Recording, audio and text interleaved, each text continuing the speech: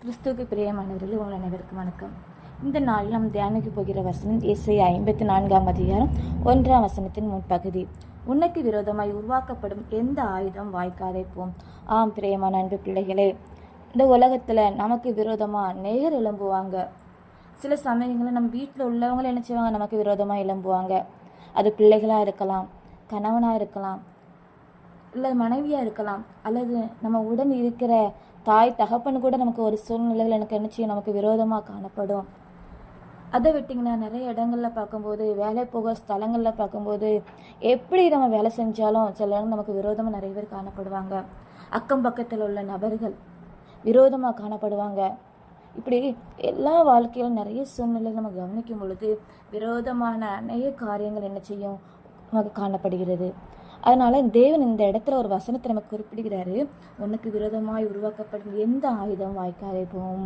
ஆமாம் அன்பு பிரியமானவர்களே, உருவாக்கப்படும் எந்த ஆயுதமும் உனக்காக எதிராக கிளம்புறாங்களா, உனக்கு எதிராக ஏதாவது செய்யலான்னு நினைக்கிறாங்களா, உனக்கு நிச்சயமாக அது என்ன செய்ய முடியாது, உன் வாழ்க்கையில் அது என்ன செய்யாது, பலிக்காது. ஏன்னா தேவன் உன்னிடத்துல இருக்கும் பொழுது உனக்கு விரோதமான எந்த காரியமும் என்ன செய்யாது, உன் வாழ்க்கையில் என்ன செய்யாது, அவங்க நினைக்கிறது உன் வாழ்க்கையில் நடக்காது.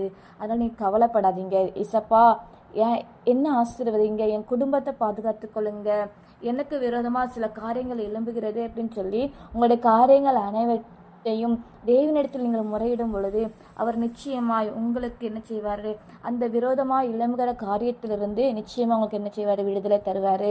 அதனால் இப்படி காரியங்கள் நடக்குன்னு சொல்லி தனிமையில் இருந்து நீங்கள் கவலைப்படாதீங்க, வேதனைப்படாதீங்க. இயேசுப்பா சமூகத்தில் அதை அனைத்தையும் நீங்கள் வைத்து விட்டு ஆண்டவர்கிட்ட அவ்வளோத்தையும் சொல்லிட்டீங்கன்னா அவர் நிச்சயமாக உங்களுக்கு அந்த காரியத்திலேருந்து நிச்சயம் அவர் பாதுகாப்பு தர வல்லவராக இருக்கிறார். அன்பான பிள்ளைகளே, இந்த வசனத்தை நீங்கள் கேட்குறீங்க, அதன்படியும் கொஞ்சம் நினச்சிங்க, நடந்து செயல்பட்டீங்க, ஆனால் நிச்சயமாக உங்கள் வாழ்க்கையில் நீங்கள் நிம்மதியும் சந்தோஷத்தையும் சமாதானத்தையும் பெற்றுக்கொள்வீங்க. தேவன் தான் உங்களையும் உங்கள் குடும்பத்தினரையும் ஆசீர்வதிப்பார்.